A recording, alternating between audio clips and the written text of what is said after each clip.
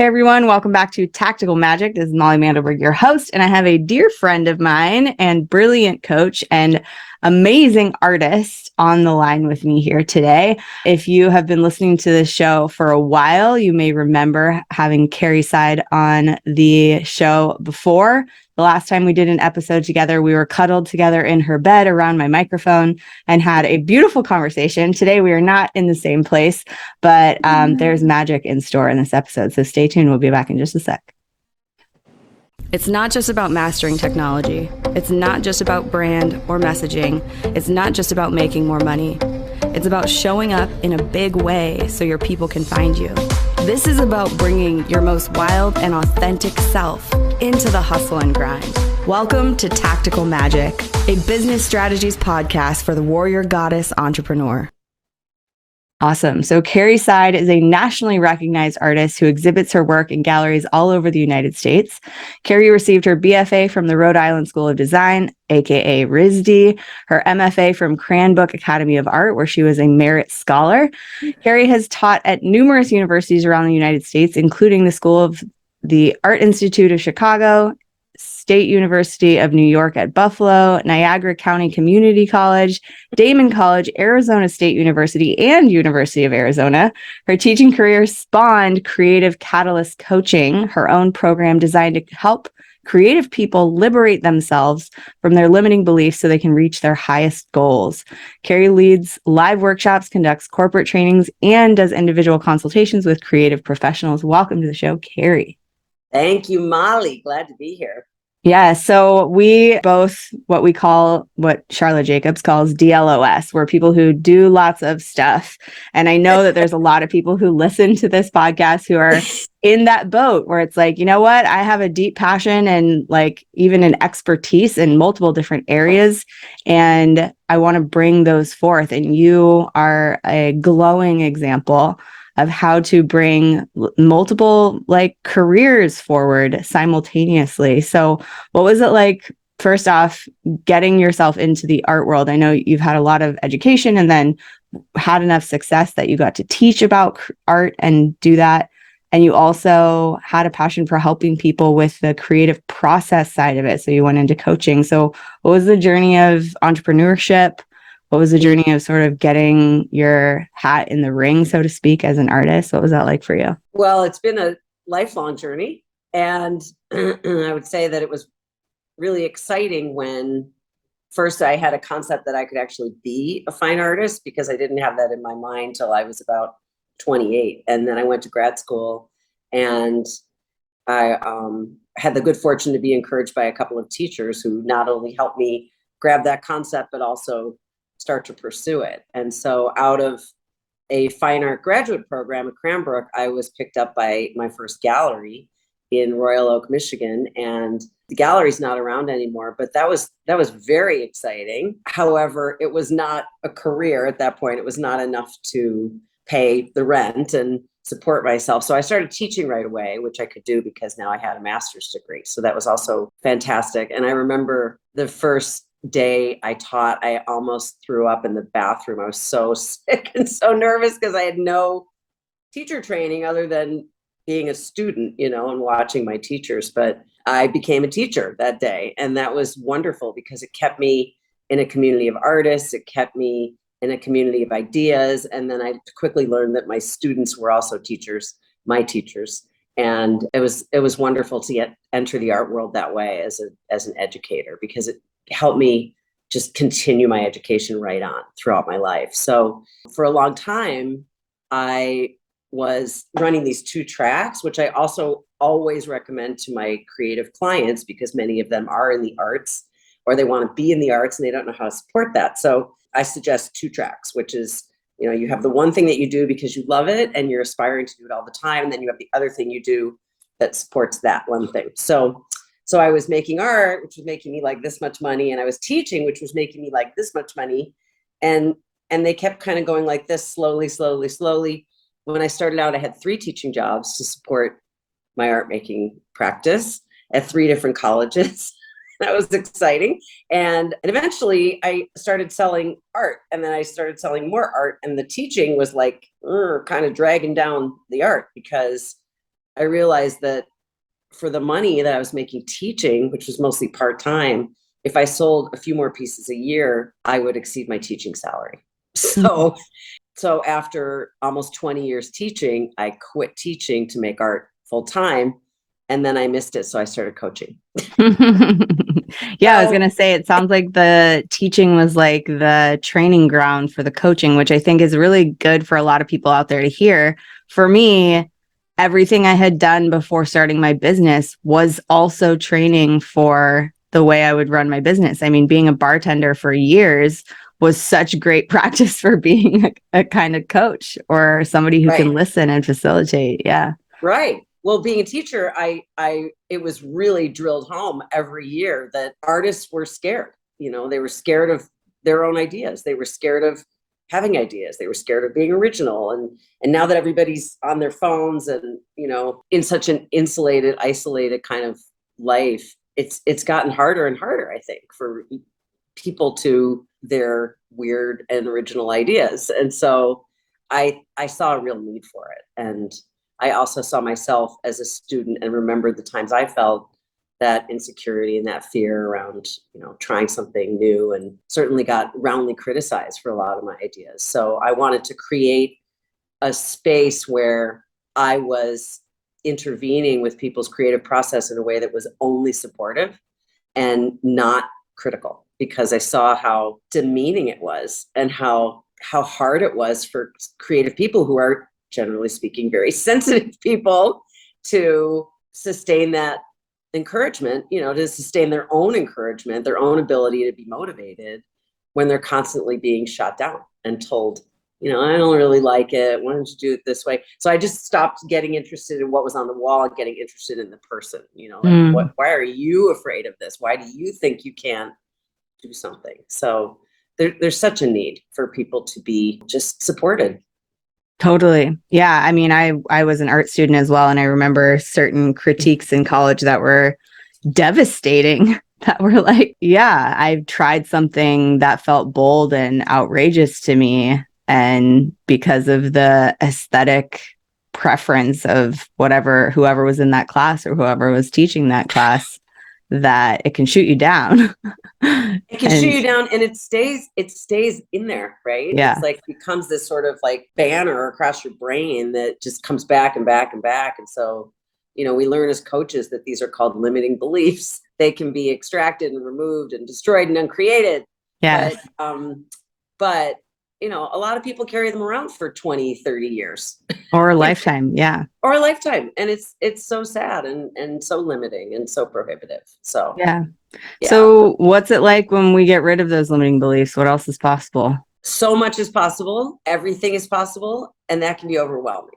So there's another barrier we have to cross there. Right. You have a new problem, which is like, what next? Right. Like, how do I choose among the tremendous possibilities? But that is my favorite question, Molly, because that question goes to the idea that every day is new, and we have the opportunity to treat ourselves as new as well, and to see that the air is new, the light is different, you know, everything about today is different from yesterday. It's a new day, and I get to shed everything from yesterday too, and that's an incredible gift. That's you know, you're healthy and you're able to live a day.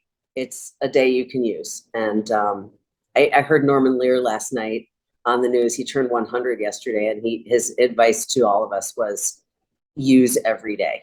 Use it. You know, be present, be in the moment, understand how precious the moment is. And the way he said it, it wasn't cliche. It was like, this is actually a moment you can use. It's not just to be appreciated, it's to be used. So I love that idea. And I also love the idea of not overly identifying with what you do, because that too can be limiting. And, you know, I'm a professional artist, right? So my galleries expect something that looks like I made it, and something they can identify as part of Carrie Seid's, you know, but my job is to forget about that, really, and to just do, like, honor what's in my mind, and and work on it, work away at it, and not worry about where it lands, or how it's going to land with people, but just to make it and to use the moment of being myself that day. Yeah. Because we're always changing, like I'm not the same person I was when I was 13 doodling with markers, although I can definitely see a through line to what I'm doing now. Those marker doodles were very informative, and they were predictive for sure, but a lot has happened in my life that has changed me, and so I get to use all that every day. Totally. I know that permission plays a big part in your work with your clients and also in your work in your studio making art. Would you speak to that a little bit? Yes, I would love to speak to that. And it goes to what you just said about criticism.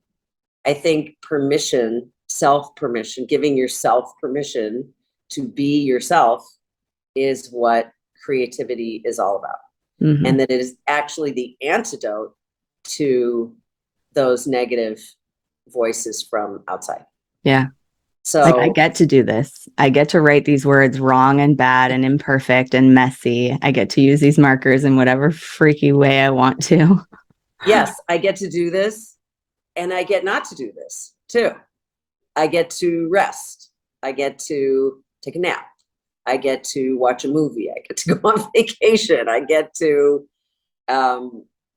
do things that other people do.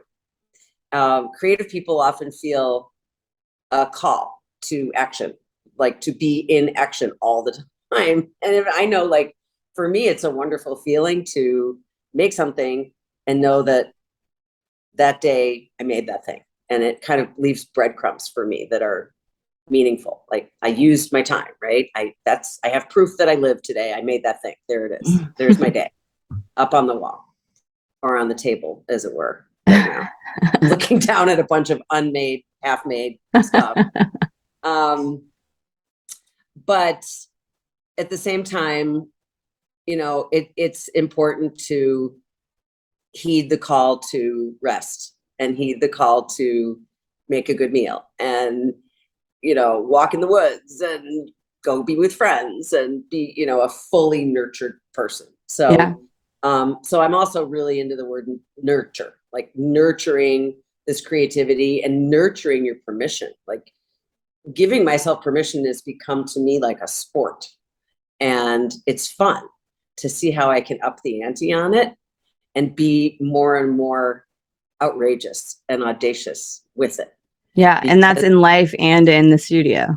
It's like, yes, the permission you learn to give yourself in every area feeds into every area. Yes. And it also creates, what you often talk about in your programs, Molly, about it creates the future self, right? Like, the more you give yourself permission to be audacious, the more you're jumping into that future self vision of what is possible, really, instead of just what is usual, what is expected, what is normal, what is the thing I do every day.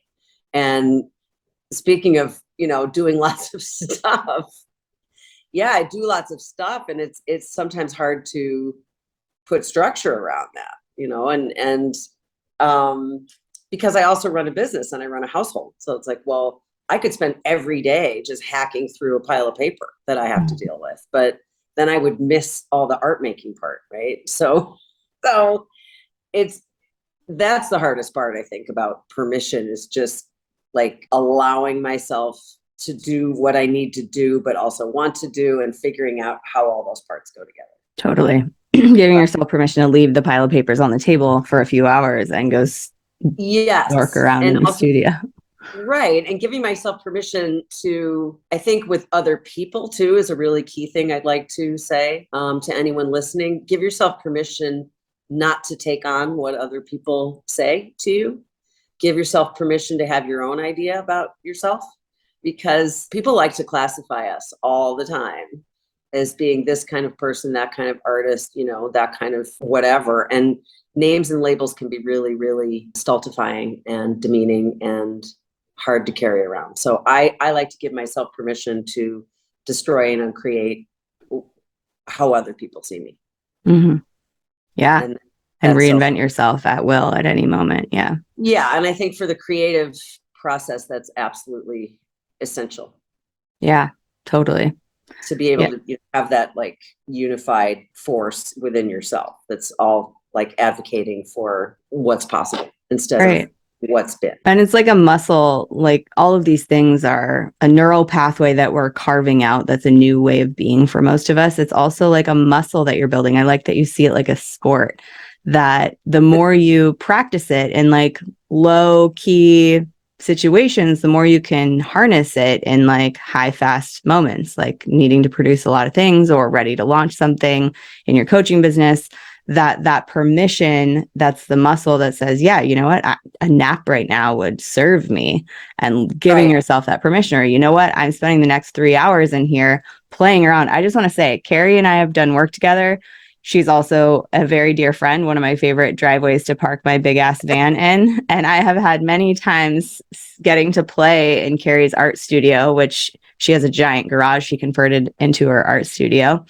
And it's like this child exploration of like, well, what could we add? And like, what would be fun? And then we put something down and it's like, well, what if we moved it around like this? There's so much like willingness to find out, like they say, fuck around and find out, that is something. If you're too serious about something, you don't give yourself that playtime. And there's so much to discover through that play of how shapes can be together, of how people can interact, of how our bodies want to be taken care of in the process of living our lives. Like there's so much play in that permission that is not about how do I do it right, that I think is where a lot of that creative energy gets fostered and built. Yeah, absolutely. And I always tell my clients, go remember what you did when you were 8. Like, what did you do when you were 8 years old? What was your form of play? And because even the word art can be so, it's so fraught with expectation and definition. And so I don't work on one piece at a time. I work on many things at a time so that I trick myself into not making art, but just playing, right? It's like I'm a scientist in a lab with art supplies and I'm trying to figure out colors and shapes, and I have my own problems to solve, right? But if I do it as a child with a child's energy and an adult's editorial ability, that's where magic comes in, because that's where I give myself permission not to be limited by adulthood ideas and things that grownups are supposed to do, right? But I also like the idea of like, the sport part comes in where I push myself to be like as outrageous as I can in all aspects of life, like even kindness to strangers, like what would be like an outrageous thing to do right now in this moment with this stranger, and what's out of the box. And that's where I really have fun with it. It's just like sort of doing inappropriate things that nobody does because they're pushing what's possible for me and people. So, and creating life experiences for you and for people around you that are new and refreshing and different. Yeah. I got in an ambulance last year with a homeless woman who wouldn't go to the hospital. And I just said, come on, let's go. I'll take it. She's, what about my stuff? What about my stuff? What about my stuff? This was her main concern. She was really injured. And I found her toppled in the street. And I was so sad when she said the year she was born, because she was younger than I am, but she looked 20 years older than I do. And it was one of those moments my heart was just breaking. And I said, well, I'll go with you. I'll take your stuff. And the EMTs looked at me like, what? And they told me in the ambulance, they said, we've never seen anyone do this. This is like incredible. So I went with her to the hospital and I hung out with her for like 4 hours at the hospital. And it was incredible. It gave me so much and so much appreciation. Like, cause there's that saying, like, you want to create the world you want to live in, you have to make that happen. Yeah. And so I like to push permission. Yeah. In all ways. Yeah. Yeah. And permission to whatever you were walking down the street to do that day, got to pause for something that felt like an opening, an opportunity to be there for someone. Yeah. It was incredible. It was incredible. Yeah. It was an amazing experience. And she shared so much with me. And I'm glad I did that. Yeah. I'm glad you did that too. Yeah, I was just remembering also when I first met you and we first were connected on social media or something, one of my friends from college reached out, and her older brother is like, I don't know how famous, but a very successful artist, I think now. And my friend reached out to me to say, how do you know Carrie Seid? She's my brother's art teacher. He loves her so much. He's like such an inspiration in his life. And I was like, oh, we're friends. And I felt like that was some beautiful positioning of like, I just thought we had met at some event and we were like getting to know each other and becoming friends. And then I had this like glimpse into this like legendariness that you carry in the world of the impact you've made in other people's lives. Well, I didn't know I was legendary, but thank you. Yeah. Well, now you know. You're welcome. We never know. We start every day as, over again, right? It's like, Yeah. Yeah, oh, I totally. made all that stuff. Okay, cool. Yeah. So also I've had the like extreme gift of getting to have you in my magic program, Magnetic Influencer Collective. And I'd love to just hear how that experience has gone for you. Molly, well, you wield so much magic, and I think part of your magic syncs up so well with mine, which is about, that sense of play and possibility, and the materials of the world are everything. Everything is material, right? Like we get to play with this, get to play with this, Yeah. and we get to play with this, and we get to play Our with heart, this. our voice, our Yeah, we mediums just for those just listening on audio. right. It's like it's all material. And oh right, no, people just listening can't see what I'm holding. Colored foil, putting my hands on my heart. Yeah, everything is material, and every day is full of possibility. And so I think that the experience with you has been about that, also pure support that I was referencing earlier in the call. I think that pure support is something I don't get very often, from other people. I give it to myself, but it is rare in the world to just get that acknowledgement of, I hear you, I see you, I get it. Good for you, good on you, keep going, whatever it is that you're up to, it's all okay. And so for me, the magic has been a combination of playing with the material of my mind of what's possible, but also getting that acknowledgement from you and from the others in the group that, that we're all in this, right? We all have these issues. We all have this, this problem of, we feel the potential for magic, but how do we wield it? How do we get it out? And how do we, what are the tools, right? how do we actually move it around and bestow it on others and get it done? Yes. So it's like turning it into an actual material, right? We can make the magic the material now. It's like, okay, here's possibility itself. Can you conceive it? Can you stretch to it? Can you expand yourself to include all this new possibility? So I would say in particular, the meditations that you lead, the guided meditations where we visualize that future self, have been really helpful to me, because I don't really take the time to do that as a structured event in my daily life. Mm-hmm. I kind of do it through my work, I would say. So I'm very lucky that way, because every time I bring myself to a new piece, it's being future self, right? And envisioning like what is possible. And I had a really cool new idea on the way to the bathroom this morning I'm pretty excited about. So, that's always happening, but to have a time where you just focus on that, you just focus on what's possible.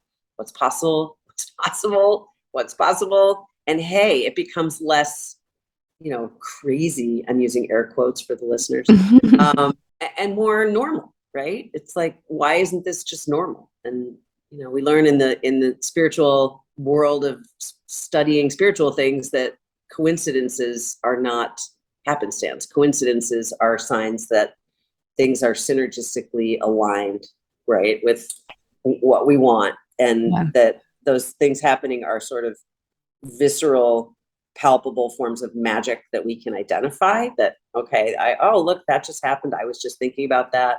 I was just thinking about that person. There they are. Or then they call, or, those kinds of things. So yeah, I believe in magic, and and I Awesome. believe that, magic is a big deal. It's not something to be ignored. It's something, the way you talk about it, it should just be for everyone. Magic is for everyone. Yeah. And it's around us all the time, so we might as well tap into it. Well, right. It's just energetic connection, right? Connecting to energy. So, and connecting to the energy that connects us all. And that's and making a practice out of that, and how that can actually bring us, like we were talking about earlier, into more of that belief and permission and follow through. Yeah. Right. So and also just love for other human beings. Yeah, totally. I know there's a lot of people out there listening who are pushing that boundary between, I have a day job and that takes a lot of my time, and I'm actually this wildly creative person and I haven't been giving it my attention, or who are stuck in that I have creative pursuits, but I'm still making myself wrong the whole time and not really pushing it, like stepping into who I know I can become as an artist or a creative individual. And so I know there are people out there who are like, okay, but how do I get to work with Carrie? And also those of you who are listening on the audio of this podcast, I highly encourage you to check us out over on the YouTube side of this podcast, so you can see some of Carrie's art in the background of her image here. This is some of her beautiful sculptural light bending art behind her.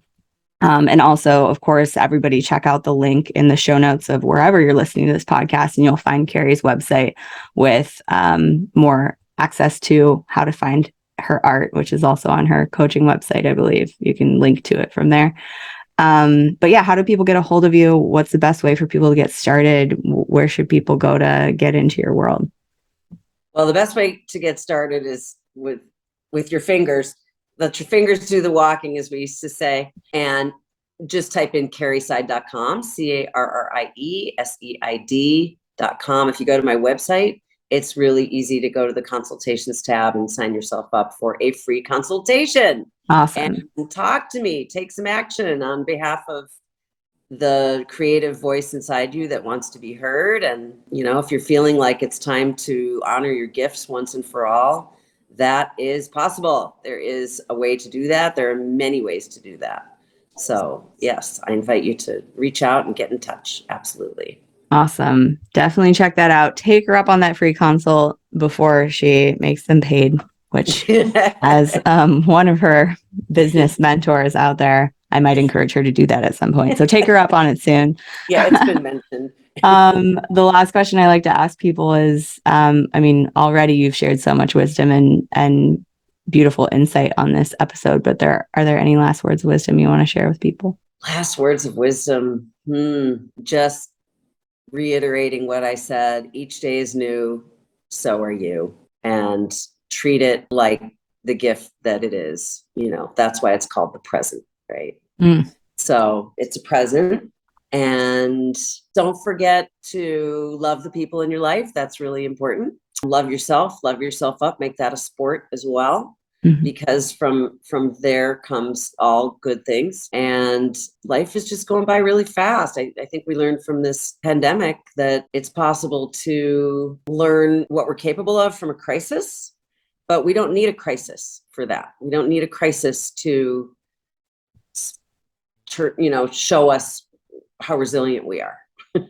We don't need a crisis to show us what's important. We should know that every day without a world pandemic to teach us how precious life is. So that's what I have to say about that. Awesome. Thank you, Carrie. Thank you for being on the show. Thank you for following your creative spark and catalyzing that for other people. I really appreciate the way you bring that artistic and creative magic to the world. And I'm also grateful to get to be one of your friends and get to hang out with you from time to time. Thank you so much for being on the show.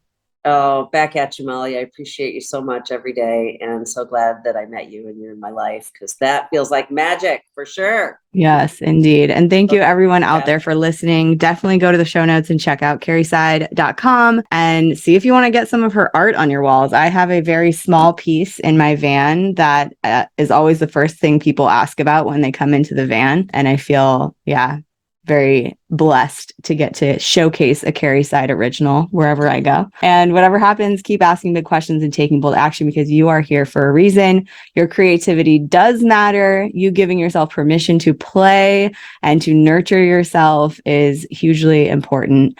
And we'll see you on the next episode of Tactical Magic. Have a good day. Mwah.